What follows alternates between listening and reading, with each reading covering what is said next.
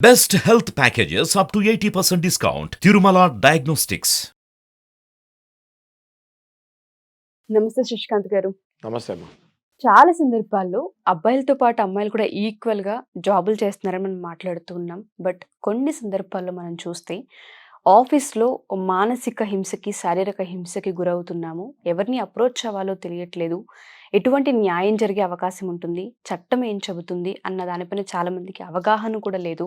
Especially jobs quit అవ్వలేక ఫినాన్షియల్‌గా dull ఉన్న ప్రతి మహిళలు కూడా అవి బేర్ చేస్తూ ముందుకెళ్లాల్సిన అవసరం మనం చూస్తూ ఉన్నాం. దానివల్ల మానసిక హింసకి గురి అవుతున్న ఆడవాళ్ళని మనం చూస్తూ ఉన్నాం. న్యాయస్థానం వైపు కనుక మనం చూస్తే ఎటువంటి సెక్షన్స్ ఉన్నాయి? ఏ ఏ జాగ్రత్తలు తీసుకోవచ్చంటారు? అండ్ దీనికి సంబంధించి న్యాయస్థానం ఏం చెప్తుంది సార్? ఉషా గారు, ఇది చాలా మంచి టాపిక్. ప్లస్ ఇది అందరూ అవేర్‌నెస్ రావాలి ఈ టాపిక్ మీద. చాలామంది అమ్మాయిలు ఉద్యోగాలు చేస్తూ చాలా వేదనలు పడుతూ లైంగికంగా, మానసికంగా చాలా వేదనలు పడుతూ చెప్పలేకపోతున్నారు. ఎందుకు చెప్పలేకపోతున్నారంటే ఆళ్ళకి ఎక్కడ చెప్పాలి, ఏం చెప్పాలో తెలీదు. సో, ఈ పాష్ యాక్ట్ అని ఒకటొచ్చిందండి. First will start with the definition. ఈ పాష్ అంటే ఏంటి? అంటే prevention of sexual harassments at work place. This is for women only. Okay. జనరల్‌గా సెక్షువల్ హెరాస్మెంట్స్ ఉమెనే గదా! సో, ఈ యాక్ట్ తీసింది ఉమెన్ గురించి. And this act is done on 2013. అంటే this act is passed on 2013. So, మనం డెప్త్‌కెళ్తే అసలు ఈ యాక్ట్ ఎందుకొచ్చింది? అసలు ఈ యాక్ట్ రావాల్సిన అవసరం ఏంటి? అని మనం డెప్త్‌కెళ్తే దేర్ ఈస్ ఎ కేస్ అండి. 1992లో చాలా పెద్ద ల్యాండ్‌మార్క్ కేస్ ఒకటి జరిగింది. దానివల్ల ఈ యాక్ట్ వస్తం జరిగింది. ఏంటి ఆ కేస్ అంటే, బన్వరీ దేవి అని ఒక ఆవిడ ఈ సోషల్ వెల్ఫేర్ గురించి గవర్నమెంట్ ఆర్గనైజేషన్‌లో జాయిన్ అయింది. అప్పట్లో 1990స్‌లో చిన్నపిల్లలు, ఇది జరిగింది రాజస్థాన్‌లో. ఓకే. అక్కడ మార్వాడీలు, మీకు ఇప్పటికి కూడా మార్వాడీలు చిన్న పిల్లలకే పెళ్లి చేస్తూ ఉంటారు. రైట్. 1990 ఇప్పటికి కొంచెం తగ్గింది. 1992లో మార్వాడీస్ దాంట్లో రాజస్థాన్‌లో చిన్న పిల్లలకి పెళ్ళిళ్ళు విపరీతంగా చేసేవాళ్ళు.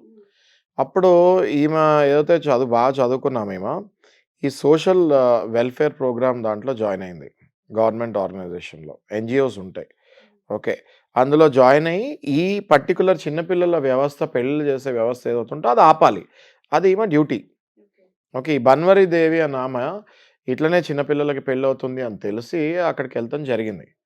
అక్కడికెళ్ళినప్పుడు ఈమె ఎళ్లి ఆ పెళ్లి ఆపటం గూడా జరిగింది. సక్సెస్‌ఫుల్‌గా with the other support of government officials ఆమె ఆ పెళ్లి ఆపటం జరిగింది. ఈ పెళ్లి ఆపిన తర్వాత ఈ పిల్లవాడి వైపు చుట్టాలు గానివ్వండి, ఆ పిల్ల వైపు చుట్టాలు గానివ్వండి, ఈమె మీద విపరీతంగా కోపం పెంచుకున్నారు. పెంచుకొని ఈ బన్వరీ దేవి అన్న ఆమెని వీళ్ళందరూ చుట్టాలు, అదే ఎవరైతే పెళ్లి ఆపామో దానికి సంబంధించిన పెద్దవాళ్ళందరూ కలిసి ఈ అమ్మాయిని గ్యాంగ్ రేప్ చేస్తడం జరిగింది. ఓకే. ఎవరిని? బన్వరీ దేవిని. రైట్. అది జరిగిన తర్వాత ఆ న్యూస్ ఈమె ఎక్కడికెళ్లి చెప్పాలో అని ట్రై చేస్తుంది. పోలీస్ స్టేషన్‌కెళ్ళింది, అక్కడికెళ్ళింది. బట్ సరిగ్గా పట్టించుకోలేదు. ఎవరైతే రేప్ చేసారో వాళ్ళందరూ అక్విట్ అయ్యారు. అక్విట్ అంటే నిర్దోషులుగా ప్రూవ్ అయ్యారు. అదే ఆమె భరించలేకపోయింది. భరించలేక మీడియాని ఆశిస్తాము. ఆమె since she was working for NGO. ఈ సోషల్ ప్రోగ్రామ్, సోషల్ అవేర్‌నెస్ దాంట్లో పనిచేయడం వల్ల ఆమె కాంటాక్ట్స్ కొంచెం ఉండటం వల్ల ఈమె దాన్ని, ఈమెకు జరిగిన విషయాన్ని ఇంటర్నేషనల్ మీడియా వరకు తీసుకెళ్ళగలిగింది. Not only local media, it went till international media. So, దేశమంతా కూడా ఒక్కసారిగా ఈ న్యూస్ ఎళ్లటం జరిగింది. ఒక revolution, type of women revolution లాగా క్రియేట్ అవుతం జరిగింది. కేవలం బన్వరీ దేవి వల్ల. అప్పటినుంచి ఆ రివల్యూషన్ ఎందుకు? అసలు వర్క్ ప్లేసెస్‌లో ఆడవాళ్ళకి ఎట్లాంటి ఇబ్బందులొస్తున్నాయి? ఏంటి? అని రీసెర్చ్ చేస్తడం జరిగింది. రీసెర్చ్ చేస్తూ చేస్తూ వెళ్తే ఒళ్ళు నిగ్గరబుడిచే నిజాలు బయటకొచ్చాయి.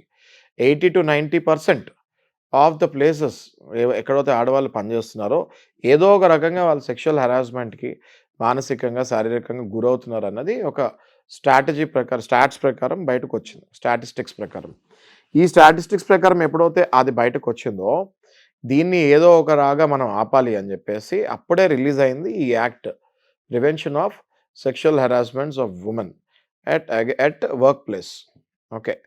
సో, ఈ యాక్ట్ రిలీజ్ అయిన 2013లో రిలీజ్ అయింది. అంటే మీరు చూడండి, దగ్గర దగ్గర 2 దశాబ్దాలు దాని మీద పోరాటం జరిగి, దాని మీద ఒక అనాలిసిస్ జరిగి, దాని మీద స్టాటిస్టిక్స్ తీసి ఎంత పర్సెంటేజ్ చూసుకుంటే it was almost close to 90% అని అనిపిస్తాం వల్లనే ఈ యాక్ట్ వచ్చింది. ఎప్పుడైనా కూడా సమాజంలో ఏదైతే 70%, 80%కి వెళ్ళిపోతాయో వెంటనే దాని మీద పార్లమెంట్‌లో, లోక్‌సభలో, రాజ్యసభలో బిల్స్ పాస్ చేస్తారు.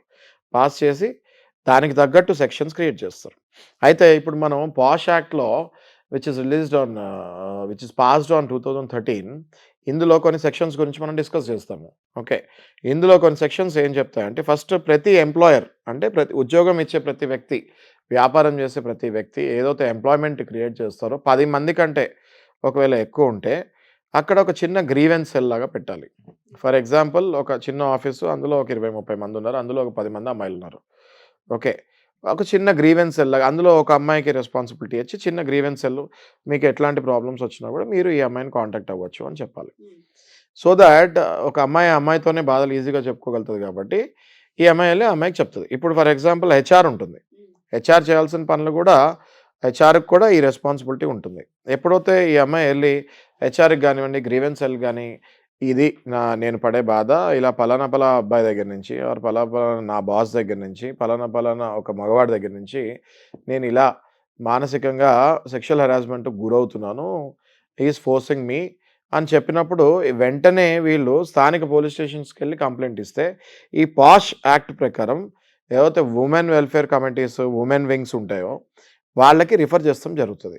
వాళ్ళకి రిఫర్ చేసిన తర్వాత వాళ్ళొచ్చి సరైన నిర్ణయం తీసుకొని అవతల పనిష్మెంట్ ఇచ్చి ఎవరైతే ఈ అమ్మాయి మానసికంగా డిప్రెషన్‌లో ఉందో వాళ్ళని చెక్ చేసి ఆ అమ్మాయి నిజంగానే గనక డిప్రెషన్‌కి ఎళ్ళుంటే ఆ అమ్మాయికి ఒక 2-3 మంత్స్ పెయిడ్ లీవ్స్ ఇస్తారు. ఓకే. అంటే ఒక 2 మంత్స్ ఆమెను ఓన్లీ ఆ థెరపీకి సైకలాజికల్‌గా ఆ థెరపీకి పంపించి ఒక 2 మంత్స్ ఆ అమ్మాయికి పెయిడ్ లీవ్ ఇస్తారు. ఓకే. ఇందులో చాలా బావుంటాయి సెక్షన్స్. అలాగే ఈ సెక్షన్స్ ప్రకారం హెచ్ఆర్ కూడా ఇమ్మీడియేట్‌గా రియాక్ట్ అవ్వాలి. కొంతమంది ఎళ్లి కంప్లెయింట్ ఇచ్చిన తర్వాత కూడా ఒకవేళ హెచ్ఆర్ రియాక్ట్ అవ్వకపోతే ఆర్ యాజమాన్యం రియాక్ట్ అవ్వకపోతే ఆ కంపెనీ లైసెన్స్ కూడా క్యాన్సిల్ చేస్తాం జరుగుతది. అదే గవర్నమెంట్ ఆర్గనైజేషన్ ఉంటే ఆయన జాబ్ కూడా తొలగిస్తాం జరుగుతది. ఓకే. ఈ పాష్ యాక్ట్ ఏదైతే వచ్చిందో ఇది వచ్చిన తర్వాత ఇది కూడా ఇంకా మన పబ్లిక్‌కి అవేర్‌నెస్ లేదు. ఇందులో చాలా సెక్షన్స్ ఉన్నాయండి. ఓకే. ప్రతి సెక్షన్ మహిళని కాపాడటానికే. ఓకే. ఈ సెక్షన్స్ ఈ పాష్ యాక్ట్ ఉందని కూడా చాలా మందికి తెలీదు. తెలియక చాలామంది ఇవాల్టికి కూడా ఈ 21st సెంచరీలో ఉన్నాం మనం. ఇవాల్టికి కూడా చాలామంది బాధపడుతూ ఉంటారు. దయచేసి అందరూ గూగుల్‌లోకెళ్ళి POSH యాక్ట్ అని కొడితే అందులో ఉన్న సెక్షన్స్ అన్నీ కూడా వస్తాయి. మీరు గనక నార్మల్‌గా చదవగలిగే శక్తి ఉన్నా కూడా మీకు అవన్నీ అర్థమవుతాయి. It's a layman language. అన్నీ అర్థమవుతాయి మీకు. అర్థమైనప్పుడు మీకు ఏమైతదంటే మీ రైట్స్ ఏంటో మీకు తెలుస్తాయి. తెలిసినప్పుడు మాలాంటి అడ్వకేట్స్‌కి రీచ్ అవుతే డెఫినిట్‌గా అది కేస్ ఫైల్ చేస్తాము. మీకు కావాల్సింది కూడా అందులో definitely you will get it. Thank you sir. Thank you so much. Thank you. So ఎవరైనా సరే ఒకవేళ గనక శశికాంత్ గారిని అప్రోచ్ అవ్వాలి అనుకుంటే ఆఫీస్‌లో మీరు గనక ఇబ్బందులు ఫేస్ చేస్తూ ఉన్నా, లేదా మ్యారిటల్ లైఫ్‌లో ఏదైనా చిన్న ఇష్యూస్ ఉన్నా, లేదా ఇంకా ఇతరితర ఏ సమస్యలున్నా న్యాయపరమైన సలహాలు కావాలి అనుకుంటే కింద స్క్రోల్ అవుతున్న కాంటాక్ట్ నంబర్‌ని కాంటాక్ట్ చేస్తే శశికాంత్ గారి టీమ్ మీకు పూర్తి వివరాలు అందిస్తారు. Thank you.